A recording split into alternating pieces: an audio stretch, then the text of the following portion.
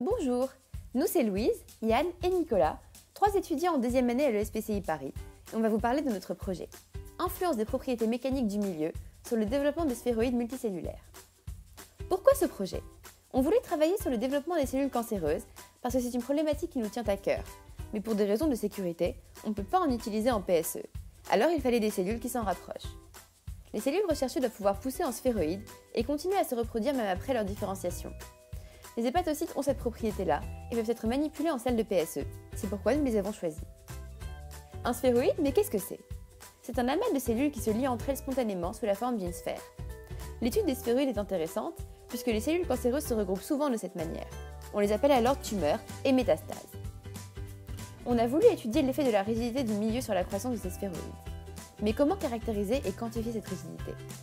En mécanique, on quantifie la rigidité d'un milieu grâce à son module Young. Grossièrement, plus ce module est élevé, plus ce matériau sera rigide. Un milieu de fort module Young mimera une compression sur les sphéroïdes. Mais quel milieu choisir? Il nous fallait trouver un gel qui soit biocompatible, pas cher, et qui puisse être coulé sur les cellules vivantes sans les brûler. Notre choix s'est porté sur l'agarose low melting. Il a tout d'abord fallu établir une relation entre la concentration massique en agarose du gel et son module Young. Pour ce faire, nous avons fait une gamme de gels de différentes concentrations massiques d'agarose. Une fois ces échantillons gélifiés, nous avons mesuré leur module Young en compression à température ambiante et à 35 degrés, température approximative de culture de nos sphéroïdes. On obtient la courbe suivante. On remarque que la relation est linéaire sur le domaine considéré. Cette courbe nous permettra de faire varier le module Young du milieu de culture des sphéroïdes de manière précise et reproductive.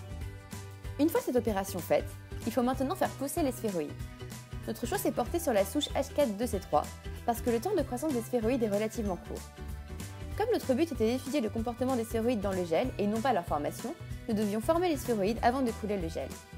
Pour cela, nous avons essayé une première méthode, la création d'un micropattern, c'est-à-dire d'un motif microscopique formé de pastilles de fibronectine sur lesquelles les sphéroïdes peuvent se former et atteindre une taille bien contrôlée.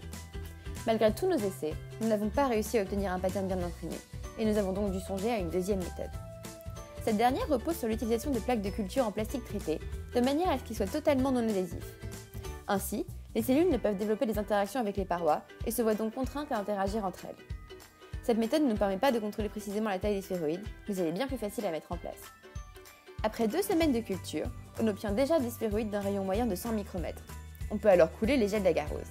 Cette opération est délicate. En effet, les gels de plus fort module Young se solidifient trop vite lors du piquetage. On peut donc travailler qu'avec des gels de module Young inférieurs à 100 kPa. Au départ, on faisait bouillir les gels pour les stériliser, mais nos cultures étaient vite contaminées par des champignons. Nous avons alors autoclavé les gels, ce qui nous a permis de faire tenir une culture près de 3 semaines sans moisissure. L'air des sphéroïdes a été mesuré par microscopie afin de quantifier leur croissance au cours du temps. On observe globalement que les sphéroïdes grandissent moins dans un milieu rigide. On remarque à chaque fois un palier qui correspond à une taille d'équilibre des sphéroïdes. L'observation au microscope nous a également permis de remarquer l'évolution de la forme d'un sphéroïde et de sa cohérence. On a pu observer que plus le milieu était rigide, plus les sphéroïdes avaient tendance à se déliter sur les bords, l'interface étant moins nette. Nous avons donc voulu voir de plus près la structure de la surface des sphéroïdes. La cohérence des cellules étant assurée par les microfilaments d'actine, nous avons marqué cette protéine grâce à un marqueur fluorescent afin d'étudier son organisation. Si l'actine est présente dans toutes les cellules du sphéroïde, on l'observe en plus grande quantité au niveau des cellules corticales. Malheureusement, nous n'avons eu qu'un accès limité au microscope à fluorescence et n'avons pas pu répéter cette expérience. En résumé, les sphéroïdes voient leur croissance ralentie dans un milieu rigide, mais leur surface est plus encline à développer des irrégularités qui laissent présager une conquête plus virulente du milieu. L'actine joue très certainement un rôle dans cette conquête, puisqu'elle est présente en forte quantité dans le cortex du sphéroïde. Faute de temps, nous n'avons pas pu poursuivre notre étude. Nous aurions voulu étudier l'effet de la traction sur la croissance des sphéroïdes. Nous avions d'ailleurs préparé une structure en PDMS pour étudier cette situation. Merci d'avoir visionné cette vidéo. Merci à Pascal Dupuy-Williams pour ses conseils et son encadrement, à Englu pour sa patience et les heures supplémentaires qu'il nous a consacrées, et merci à Léa Laetitia Pontani pour ses conseils. Au revoir!